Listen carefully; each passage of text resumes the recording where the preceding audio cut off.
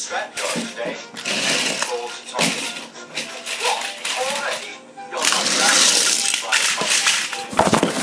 Thomas was only teasing.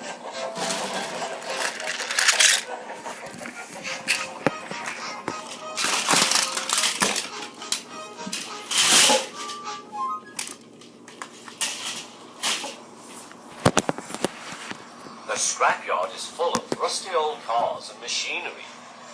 They are broken into pieces, loaded into trucks, and Edward pulls them to the steelworks where they are melted down and used again. Today there was a surprise waiting for Edward in the yard. It was a traction engine. "Hello," said Edward. "You're not broken and rusty. What are you doing here?" "I'm Trevor. They're going to break me up next week." "What a shame," said Edward. "My driver says I only need some paint, polish and oil to be as good as new. But my master says I'm old-fashioned." Edward snorted. "People say I'm old-fashioned, but I don't care. The Fat Controller says I'm a useful engine." "What work did you do?" "My master would send us from farm to farm. We threshed corn, hauled logs and did lots of other work. The children loved to see us." Trevor shut his eyes. Remember. "Oh yes, I like children." Edward set off for the station. "Broken up, what a shame. Broken up, what a shame. I must help Trevor, I must." He thought of all his friends who liked engines, but strangely none of them would have room for a traction engine at home.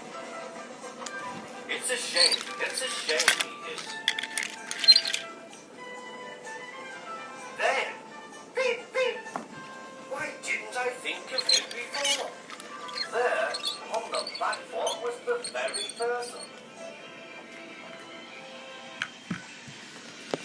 "Hello, Edward. You look upset.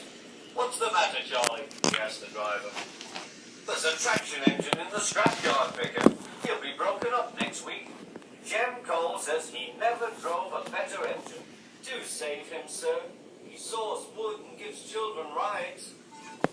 "We'll see," replied the vicar. Coll came on Saturday. "The Reverend's coming to see you, Trevor. Maybe he'll buy you." "Do you think he will?" asked Trevor hopefully. "He will when I've lit your fire and cleaned you up." The vicar and his two boys arrived that evening. Trevor hadn't felt so happy for months. Shuffled about the yard.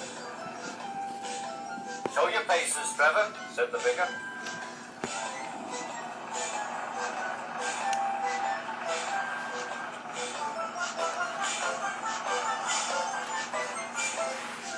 Later he came out of the office smiling. "I've got him cheap, Jem. Cheap." "Do you hear that, Trevor?" cried Jem. "The Reverend saved you and you live at the vicarage now." "Peep, peep," whistled Trevor. Now Trevor's home is in the vicarage orchard, and he sees Edward every day.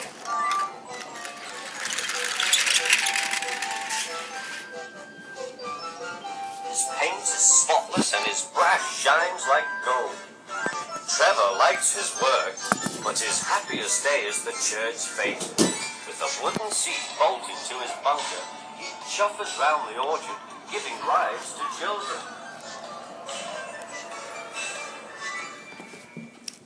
Long afterwards, you will see him shut his eyes, remembering. "I like children," he whispers happily.